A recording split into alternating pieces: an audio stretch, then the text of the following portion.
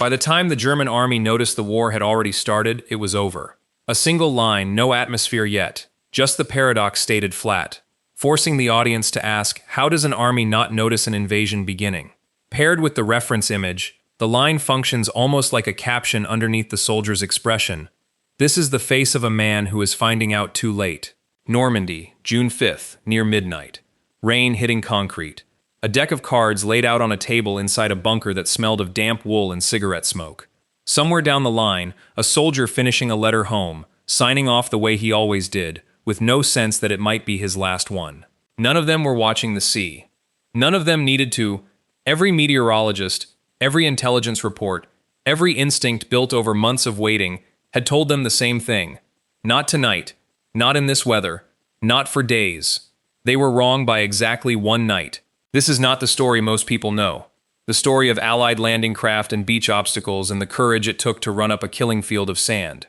This is the story from the other side of the gun, of a defense that was never as strong as it looked, an army arguing with itself about how to fight, and a single overlooked night that decided the outcome before the first shot was fired. The real question isn't how the Allies broke through. It's how a fortress this large never saw it coming. Every catastrophe has an origin point, and this one begins not on a beach, but in a meeting room, months before the invasion, between two men who could not agree on how to lose the least. Field Marshal Gerd von Rundstedt was 70 years old, a soldier for half a century, and he thought about war the way a chess master thinks about a board, in moves and countermoves, in patience rewarded. His plan was simple and on paper sound. Let the Allies land. Let them wade ashore, dig in, stretch their supply lines thin across an unfamiliar coast. Then, once they had fully committed, unleash the full weight of Germany's armored reserve in a single, overwhelming counterstrike, and drive them back into the water they came from. It was the doctrine that had flattened France in 6 weeks. It had simply never been tested against an enemy that owned the sky. Field Marshal Erwin Rommel had learned that lesson already. In the deserts of North Africa, watching tank columns he loved be picked apart from above before they ever reached a battlefield. He arrived in France and saw the Atlantic Wall for what it actually was beneath the propaganda reels. Thin, undermanned, full of gaps a determined enemy could walk straight through. His conclusion was the opposite of von Rundstedt's. There would be no second chance, no drawn-out counterattack later. The war would be decided in the first hours, while the enemy was still wet and disorganized on the sand. The panzers needed to be close enough to strike immediately, not held in reserve for a battle that might never come. Two of Germany's finest military minds, staring at the same map, arriving at opposite conclusions. And into that disagreement stepped a third man who trusted neither of them completely.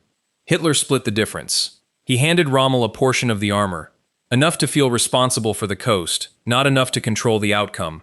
The rest, the most powerful reserve in the West, he kept for himself, releasable only by his own personal order, from his own headquarters, hundreds of miles from the coast that would need it.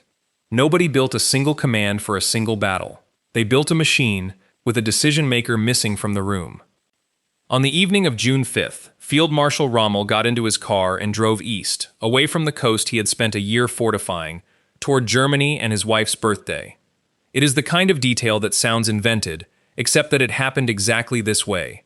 He had checked the forecasts himself. He had spoken with the meteorologists. The channel was churning, the wind was wrong, and every expert in the region agreed. Nothing was crossing that water for days. He had a pair of shoes in the car, bought for her in Paris. He planned to be gone only a few days, back at his desk long before anything could possibly happen.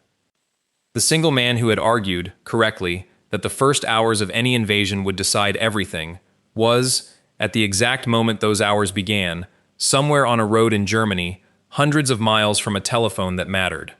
Along the coast that night, nothing suggested he was wrong to go. The men in the bunkers played cards. They drank coffee. They wrote the kind of letters soldiers write on quiet nights. About home. About nothing in particular. Out past the range of anything they could see, 5,000 ships were already moving toward them across black water, carrying 150,000 men. The forecast the Germans had trusted had been wrong by exactly the width of a single day, and the Allies had found that day and used it. Just after midnight, the telephones started ringing at German 84th Corps headquarters, and the reports coming in made no sense. General Marcks, a veteran of the Eastern Front who had lost a leg years earlier and never let it slow his mind, stood over his map table, trying to piece together fragments that refused to form a picture. Parachutes seen here, gunfire heard there, gliders reported coming down somewhere in the trees, miles from anywhere strategically obvious.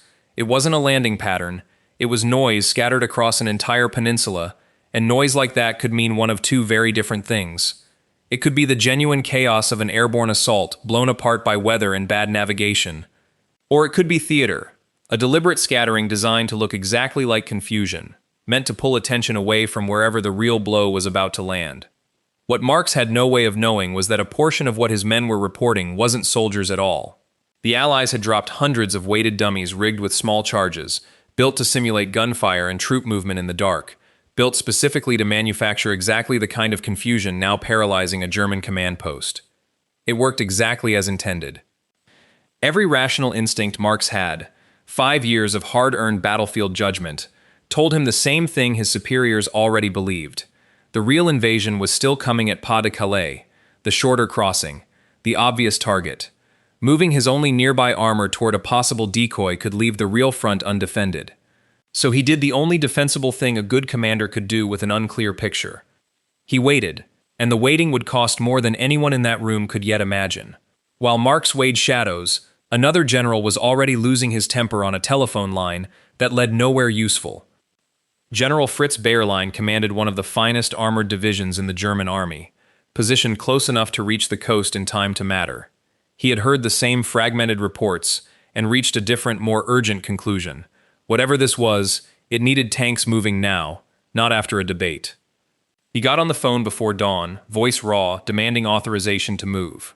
What happened to that request is, in miniature, the entire disaster of the German High Command. It went up to Corps headquarters. Approved in principle, no authority to act. Passed to Army Group. Approved, but the order had to come from higher still. Passed to von Rundstedt's staff in Paris. Agreed, but the Armored Reserve required direct authorization from OKW. Passed to OKW itself, where the one man empowered to make the call sat with the reports in front of him and made a different decision entirely. He chose not to wake the Führer. Hitler was asleep in a retreat in the Bavarian mountains, and General Alfred Jodl weighed the fragmentary, uncertain reports against the fury that would follow if he interrupted his sleep for what might turn out to be nothing. He decided to wait for a clearer picture. So Bayerlein's tanks sat with their engines cold, crews standing beside them listening to a war that was already underway somewhere they couldn't see, waiting on a chain of approval that ran, at its final link, through a bedroom door nobody was willing to open. Before the men on the coast could see anything, they could hear it. A low sound rolling in off the water that none of them had ever encountered before, growing instead of fading, coming from everywhere along the horizon at once. The storm had broken overnight.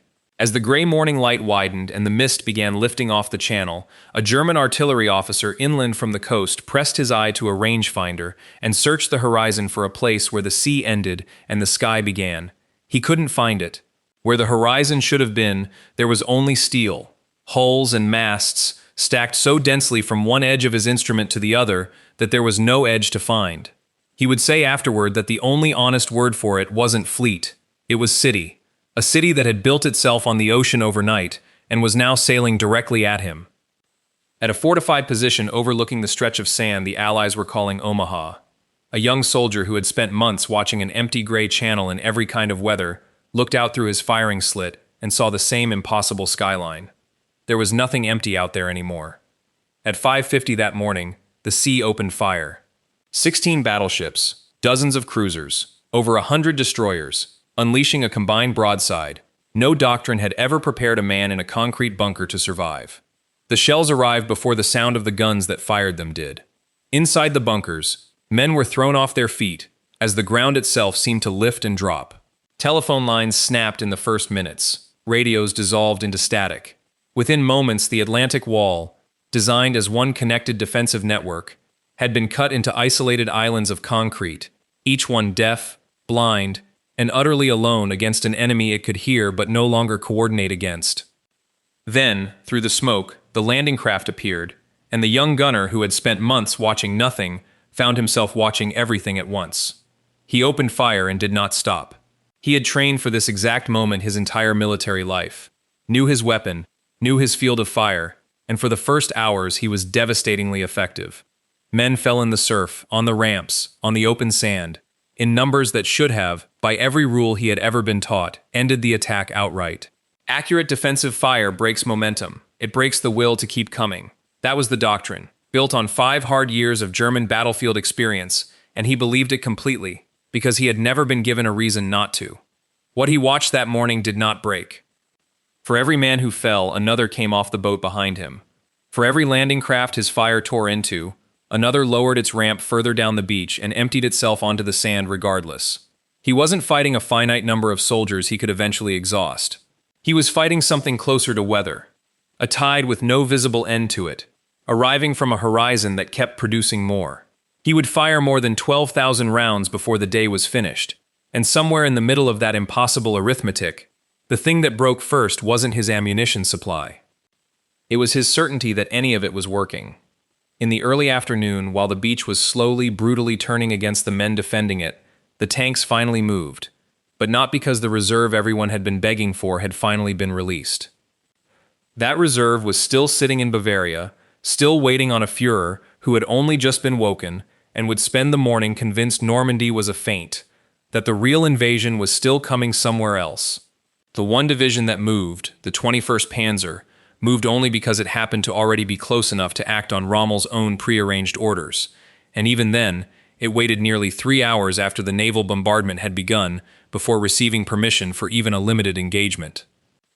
By the time its tanks began threading through a countryside already littered with wreckage and fleeing refugees, the Allied beachhead had been hardening for the better part of a day. Still, the German armor pushed forward, and by mid-afternoon had reached the coastline itself, splitting apart the British landing zones and briefly, for one narrow window of time, making Rommel's entire argument look correct. Then the sky came down on them. Fighter bombers arrived from above with rockets and cannon fire, hunting anything with a metal silhouette against open ground, and the tank crews looking up through their periscopes understood immediately that nothing in their arsenal pointed the right direction to answer it. Their main guns were built to fight other tanks, not aircraft.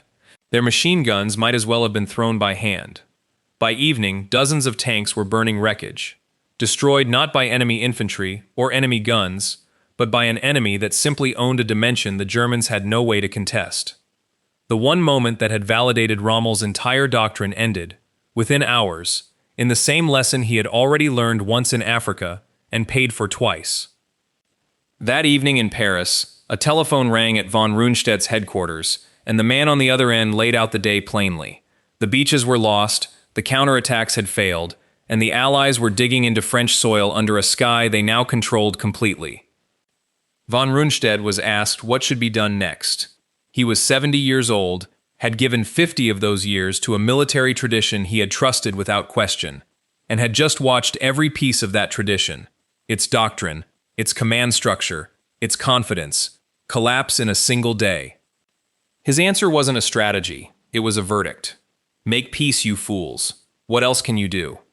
Hitler's answer arrived not as agreement, but as a directive. No retreat. Hold every position, die where you stand. It was an order that took a single day's tactical defeat and guaranteed it would metastasize into something far larger. An order that would, 2 months later, trap an entire German army group in a shrinking pocket near a town called Falaise, where roads meant for retreat became instead a killing ground of vehicles, horses, and men, torn apart until there was no meaningful difference left between a road and a graveyard. The soldiers who eventually staggered out of that later catastrophe bore almost no resemblance to the men who had sat playing cards on the night of June 5th, trusting a forecast, writing letters, certain the wall around them was as solid as it looked. That certainty had been the real fortification all along. Not the concrete, but the belief that the concrete was enough, that the command structure above them would respond in time if it ever needed to. What June 6th proved, brutally and all at once, was that the wall had never been tested by the thing it was actually built to survive. It had been exposed by it. The invasion didn't storm a fortress. It walked straight through a version of one that had only ever existed in briefings and propaganda reels. And underneath everything that followed sat one detail that every surviving German soldier eventually understood with total clarity. The man who had seen it coming most clearly, who had argued loudest that the first hours would decide everything. had been on a road in Germany when those hours began, driving home for a birthday, carrying a pair of shoes, certain there was still time. There wasn't. The invasion had already left the English coast. It was already crossing dark water toward a shore that thought it still had days left to prepare. And the one man who might have changed what happened next was asleep, or driving, or simply not there, at the only moment in the entire war when being there would have mattered most.